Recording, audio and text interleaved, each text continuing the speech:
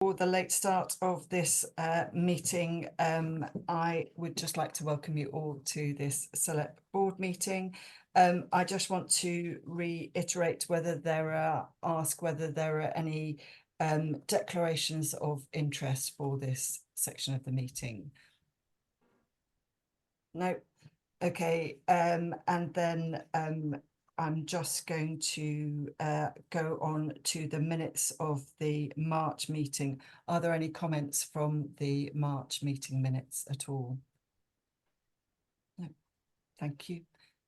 As I understand it, there are no public questions to address and no matters arising. So let's move on swiftly to SELEP Limited accounts, please.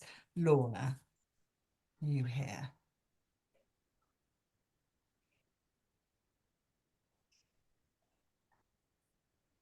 Amy, is she in the room or?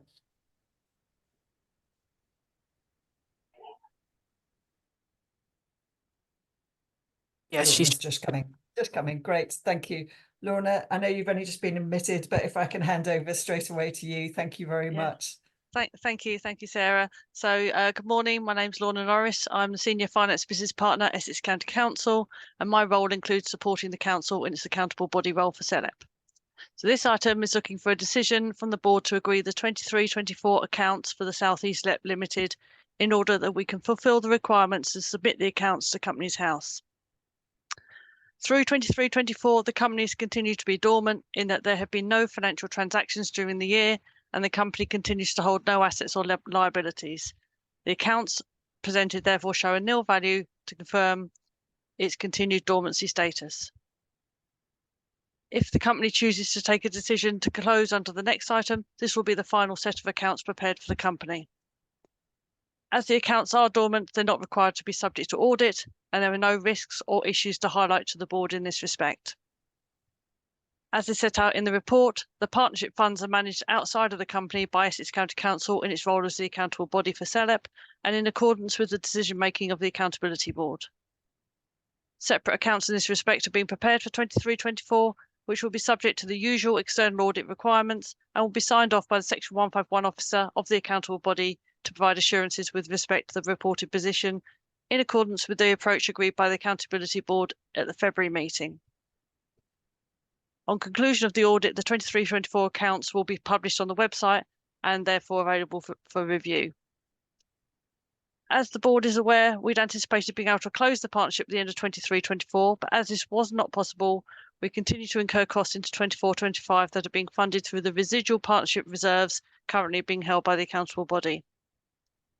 On completion of the final transition arrangements with the upper tier local authority partners, including the transition agreement, the remaining funds held by the accountable body on behalf of the partnership will be disaggregated as agreed by the Accountability Board to the respective authorities. So whilst I've not been able to bring the final position here today, our current expectation is that there will be sufficient funds that have been set aside to meet costs into 24-25, so as not to detrimentally impact on the revenue reserves expected to be disaggregated to partners following the transition agreement that will be put in place as was set out in the February 24 Accountability Board meeting. I think there's nothing more for me to say specifically now at the minute, Sarah, but if there's any questions, I'm happy to take them. Thank you, Lorna. Thank you for all your work on this. Are there any questions or comments from people? No, can't see any. Okay, so we are asked to approve the SELEP Limited Statement of Accounts 23-24, Appendix A. Do you approve?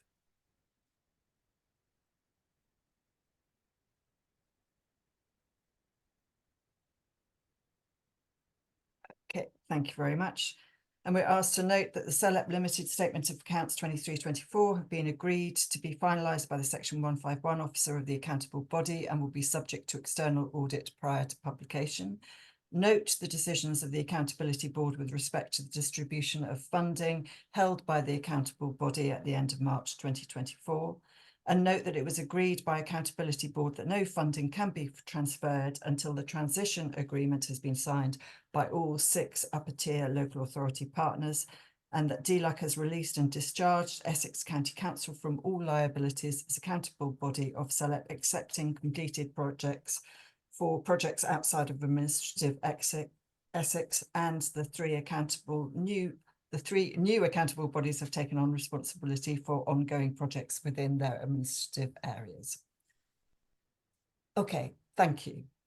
Great.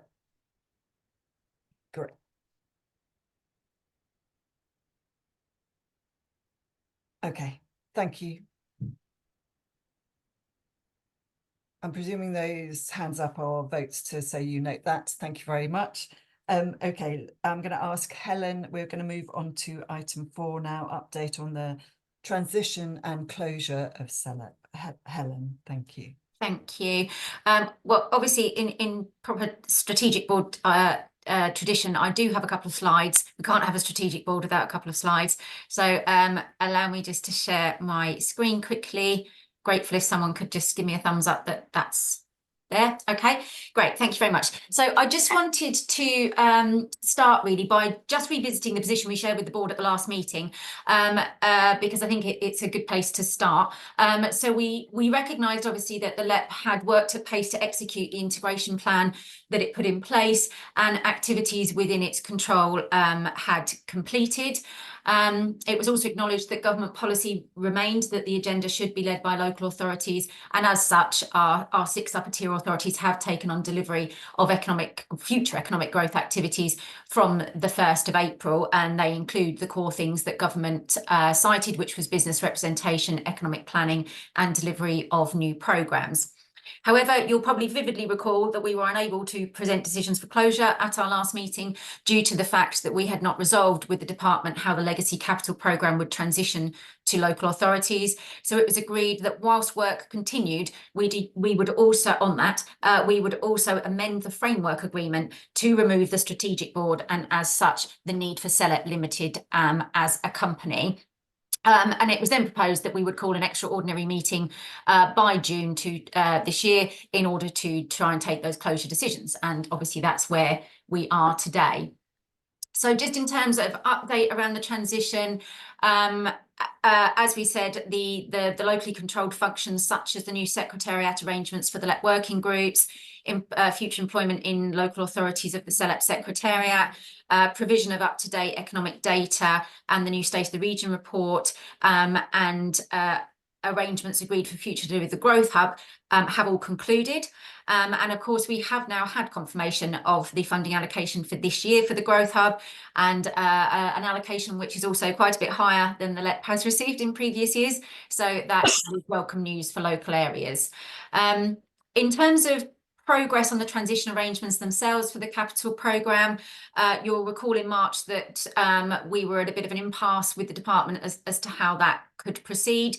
But in April, following our meeting, the department did put forward a revised proposal, and that was that Essex County Council retains liabilities for completed projects, which DLUC defines as projects which have completely spent their funding allocation and delivered all of their benefits, and that incomplete projects in East Sussex and Kent and Medway would transfer to the new accountable bodies in their respective areas, and incomplete projects in Essex, Southend and Thurrock would remain with Essex as the sort of Greater Essex accountable body. And just to note, therefore, that for the purposes of this sort of determining this exercise, incomplete projects, may be fully practically delivered and all the funding spent in line with business cases and our agreements, etc. But benefits potentially were planned to be realised over obviously a much longer period of time.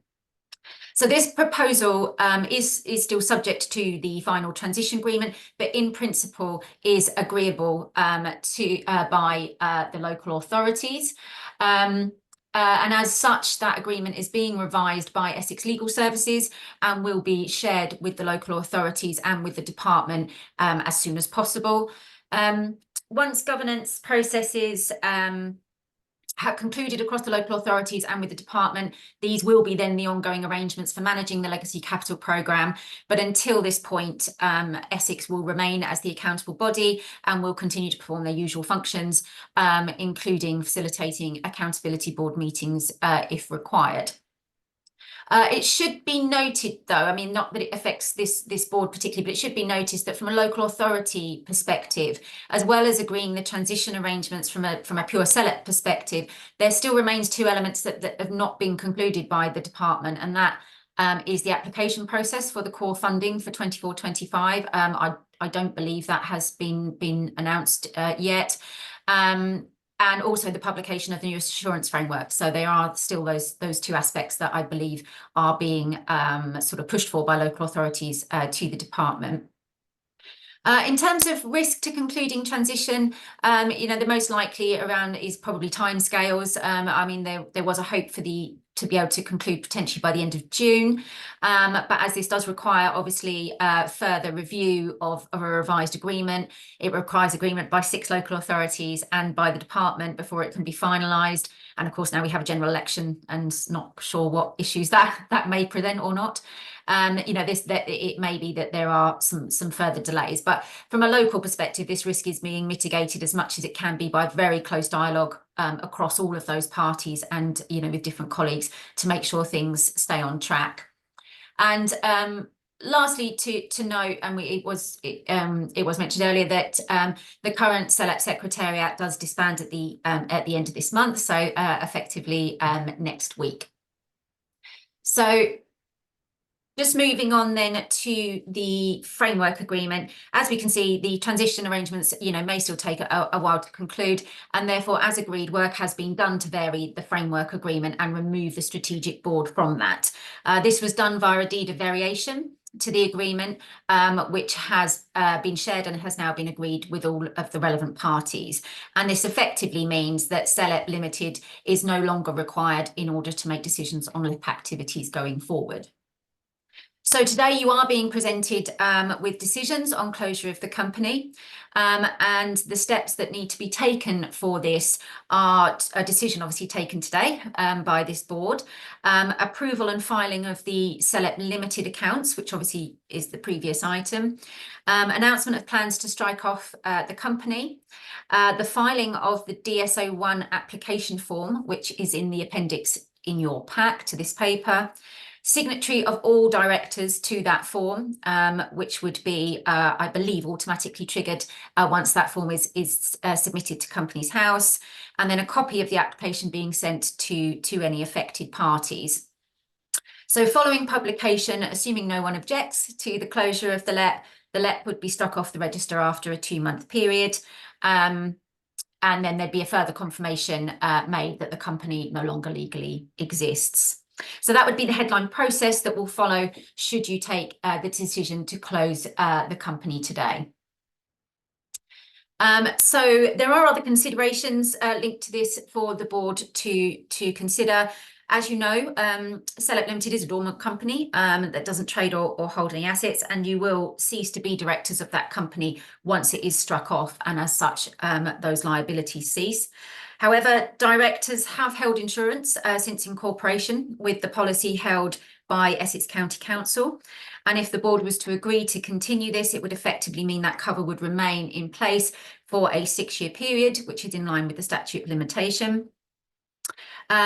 The insurances must be valid at the time a claim is brought, and they would cover where a claim is made, including spurious or speculative claims against a director, and the costs of defending these claims. The cost of the policy is just over £14,000, and ECC would continue to hold the policy on behalf of directors and report any claims that might need to be made to the insurer. As well as receiving a copy of the policy, directors will also be given a post holder contact at Essex County Council should they need to contact them and make the decision that they wish the run-off insurance to be put in place. So that's the insurance aspect, and you obviously have a decision of that presented as part of the paper. The final consideration is around the SELEP accounts for 23-24. So these are not the SELEP Limited accounts, because as you know, we've always had 2 sets of accounts, one for the company, which you've just agreed, which are a nil return, and the other full set of accounts that are held and managed by the accountable body and governed by the accountability board. So this is regarding the latter, so the latter set of accounts. So while Strategic Board doesn't approve these accounts, the assurance framework does state that you should have oversight of them. And you may well recall them coming to boards in previous years. However, they will not be ready until sort of Q3 of this year. And given that the final elements of transition are progressing and the deed of variation has been agreed, the fact that this board is unlikely to meet again, it is therefore suggested that the government guidance, which states that the National Local Growth Assurance Framework should remain in force and continue to apply up to a reasonable point before integration, we believe that statement should apply here and that the assurance framework would not need to be adhered to in this instance. As Lorna mentioned, Accountability Board agreed in its February meeting that these accounts should be externally audited and signed off by the Essex Section 151 officer. And of course, they will also be published and available for directors to see. However, if the board decide they do want to have oversight of these accounts, then it should be noted that a decision to close the company could not be taken at this point until that had been concluded, which is sort of estimated to be probably around sort of October, November time. So obviously a consideration to make there. And lastly, I just really wanted to acknowledge and note the outstanding tasks that will need to be undertaken in addition to facilitating the closure documentation. There's always a never-ending list by the looks of it. So some of this we've already discussed, so I won't read these out, but obviously they include things also like completing the transition agreement, the formal closure of the joint committee, the transfer of funds, and also the sort of any sort of residual contractual requirements, including kind of growth hub returns and things like that. So these will be undertaken by Essex as the accountable body. They are not tasks, obviously, for this board, but I thought it was worth directors just understanding what still need to be concluded post any decisions today. So that was a very whistle-stop tour through. So that's all from me, but I'm happy to take any questions. Thank you very much, Helen. Okay, that is great. As you can see, a huge amount of work that's gone into all of this. Are there any questions or comments from the board, please? David. Yeah, sorry, I always seem to get in first. Yeah, thanks ever so much, Helen. That was very comprehensive. I agree that we need to close the South East SELEP. I agree that we, as directors, don't need oversight of the SELEP accounts.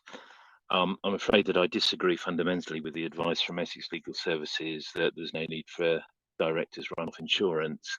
I think there absolutely is. I know of no company, whether it's one of our clients or whether it's another company or any other company that I'm a director of, and I don't think it's just because they've got me as a director that doesn't have insurance.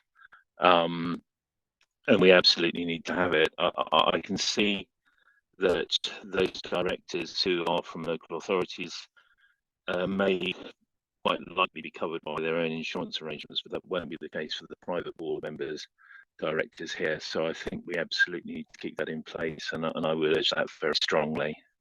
Thanks. Thank you, David. Are there any other comments? David Millen. You're on mute. David, you're on mute.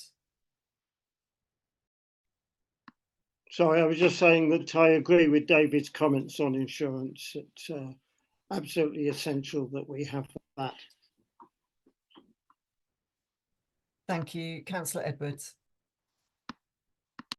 I'm just confirming, obviously, from like my local authority perspective. I agree that we should close. We should close, and also that we should also have the insurance. I think even whatever the status of potential complaints that could be put in the future, there will be a cost incurred defending them. And I think it's entirely prudent that we take out the insurance when we have the opportunity. Thank you, Councillor Gough. Yeah, of the same mind on both things. I wasn't quite clear in 7.2. It says, in terms of directors' liabilities, this appears to be related to the argument about insurance, but it says, in terms of directors' liabilities, unless the directors have breached their duties, which is unlikely, given that SELEP Limited is a dormant company, does not hold any money, these will cease at the point SELEP Limited closes. It still feels as though that is, that still feels a limited degree of protection, rightly or wrongly. I must say that was, I was not wholly clear as to, well, I see what the argument is, I suppose, but not entirely persuaded of its validity. Thank Yeah, but you. I think the point, Roger, is that sorry, just to come back, I think the point is that we may be dormant now, but we weren't dormant at the times when decisions were taken. Yeah, I think that was that was exactly what I had in my mind, David. Yeah. Helen, you're on mute. God, everyone's been doing it today. Must be one of those days. I mean, I would refer to accountable body quotes, but my understanding is that SELEP Limited has always been a dormant company. I think this is where some of the challenge lies with the sort of the the way that there's the company and then the other aspects to the LEP. I don't know if someone from the accountable body wants to come in just to clarify, because particularly that, as you say, that 7.2. Roger, but my understanding is that SELEP Limited as a company has always operated as a dormant company. Well, if I may come back up, and this is exactly the thing I was trying to turn over in my mind. If that's the case, then but you would instinctively feel, picking up David's point, that somewhere there must be potential liability for decisions that were taken. And where does that all sit? I see the argument about being a dormant company, but I'm not quite sure where that leaves the question of any potential liability for decisions that were taken. Yeah, so it's deeply unclear to me. Thank you. Does Stephanie want to come in? Stephanie, sorry, to either section 151 officer or the legal advice on this, please. So it has always been a dormant company. I believe there was a copy of the advice that was appended. But as said, if there are other concerns, the runoff insurance cover is available for the period of 6 years. So because in some ways, if it isn't an issue in the future, why have we had it in the past? There's part of me that asks that question. But anyway, okay. Are there any other comments or queries? No. So we are asked to note the progress made on transitioning LEP functions to the upper tier local authorities. Then we are asked whether we agree that an application be made to the Register of Companies for SELEP Limited's name to be struck off the register, and that all directors are authorised to sign the form DS01. Do you agree to that?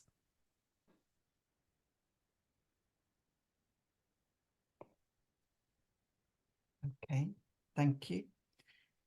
And given the discussion, do you agree to put in place runoff insurance cover for 6 years in line with the limitation period as set out in the statute?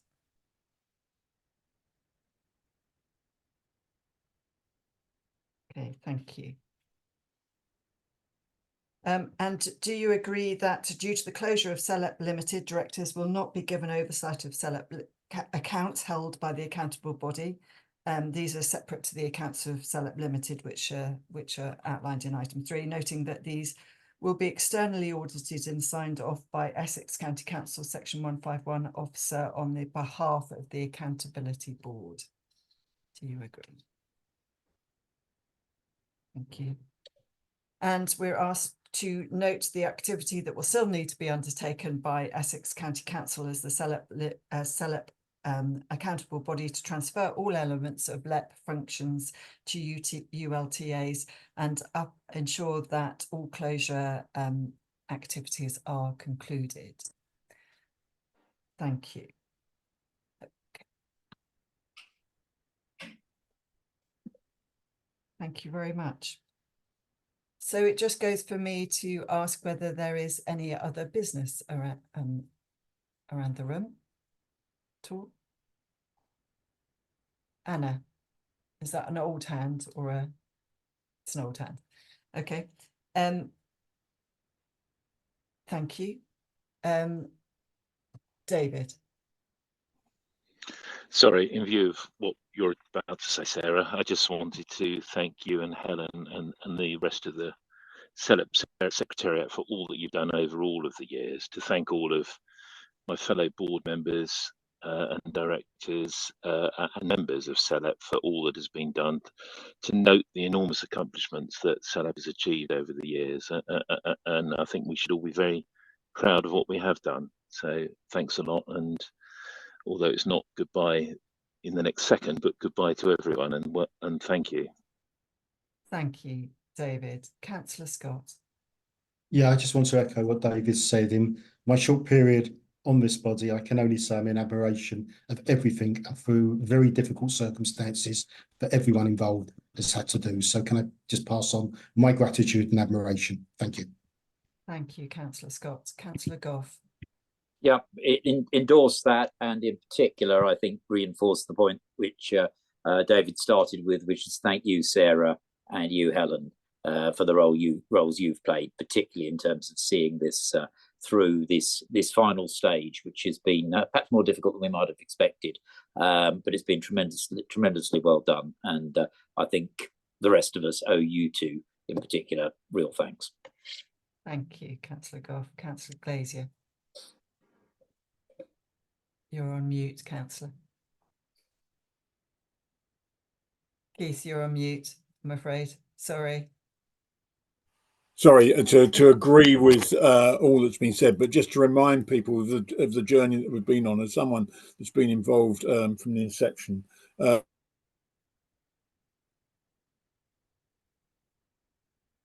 From inception and then disappeared. Oh no. Yeah, never mind. I'm back. Oh no, go on. Sorry. No, sorry. I was just saying from the beginning, there's been an enormous amount of really. Oh, and it's gone. Really good stuff for this southeast. So well done to everybody. Thank you. Thank you, Simon. Thank you. Yeah, I think a year ago when we had to start planning out what needed to be done in order to get to where we are today, I don't think any of us thought it was going to be an easy ride whatsoever. And I also want to thank all of the 6 upper tier local authorities, because it is a huge task to untangle what we've put together successfully. And I want to pay tribute to the local authorities in their support for that. And I know the accountable body has taken a heavy lift on that as well, Essex County Council. And I think if you look back on it, we'll think, crikey, that was a lot smoother. We made it a lot smoother than perhaps it might have been at the beginning. And as much as many of us will regret the decision taken out of our hands by DLUC for closing what had been built by many that preceded all of us, apart from Keith, of course. Then I just wanted to thank those upper tier local authorities as well for their support in that, as well as you, Sarah and Helen. Here on the support of the upper tier authorities. Thank you so much, Councillor Edwards. Yeah, thank you from me as well, to everybody on the board, and particularly you, Sarah, and SELEP staff. And just wanted to say thank you. And I think I've only been on this board 12 months. I think the first meeting I ever went to was actually the working group where we were deciding how we would sort of transition away from SELEP. But I do feel quite sad about it, because even over 12 months I've got an idea of the real passion of people who've been involved in this, and what has been achieved for many years. And obviously as local authorities we will work with the private sector and everybody to try and continue that work. But just want to record my thanks as well, because I think there's some really great stuff that's been achieved. Thank you. And I guess I just want to just say a few of my own thank yous, really. I mean, it has been a real honour, despite some of the pain sometimes. It has been a real honour and a real joy to work with you all. You are all truly amazing. And I think the voice of business and the partnership, I mean, I've always said, if you cut me in half, partnership would run down the middle of me, because that's how I believe that change happens. That's how I believe that success happens. And the partnership between business, between community, voluntary, between the upper tier authorities, between HE and FE, is absolutely key to making things happen. So it has been a real honour to me. I would like to say a huge thank you to the Secretariat, to all of the staff, to Essex as the accountable body. You have been amazing to work with. I'd like to say a special thanks to Helen. You know, you took on the role of Chief Executive, not expecting, I don't think, some of the things that have been thrown at us in the last little journey. You have gone above and beyond so often. Many of you won't know, but there are at least 3 occasions I know she's gone on holiday, taking her laptop with her and working during summer holiday. You know, that is way and above beyond the call of duty. So huge thanks to her and to all of the Secretariat. To the chairs of the federated boards, you've been truly wonderful to work with. You've often made me laugh when things were challenging, and you have been endlessly providing me with support and guidance and clarity. To Simon as my deputy chair, I could not have wished for a better deputy chair than the one you've been. I feel quite emotional about all of this. You have been amazing. And then to all of you as the board, thank you so much for your incredible dedication, your incredible professionalism, your incredible support. You have made my job so much easier and often very joyful. SELEP has achieved incredible things over the last number of years, and I'm so sad it's closing, but I believe in the future and I believe in partnership. And I know there will be more partnership to go. So thank you very much. And I guess 3 minutes over, sorry, I've never done very well on my minutes, but 3 minutes over. Helen, I just want to allow you to come in and probably say the final words, but thank you from me. Thank you, Sarah. So I just really wanted to give a final personal thanks from me to the team. You know, as we've diminished in numbers, things have got, you know, harder, and the workload's got sort of bigger, and it's been a challenging time, and everybody has remained really professional, supportive and dedicated to making sure we can see this final part of it through. So I want to thank the team very much. So I would also really like to thank the accountable body, because in this last few months as well, work has increased for them in terms of supporting us, and they have always been there when we've needed them for advice and all work. So I particularly want to thank Lorna, Susan and other colleagues from the accountable body. And lastly, my thanks to you for bearing with us in these last few months. So we really appreciate your continued support, despite some obstacles faced, but we've got there in the end. Thank you. Indeed. Thank you all very much. I'm sure we will all see each other again at some point. But that's it, folks. Thank you. Goodbye. Thank you. Thank you. Bye. Bye.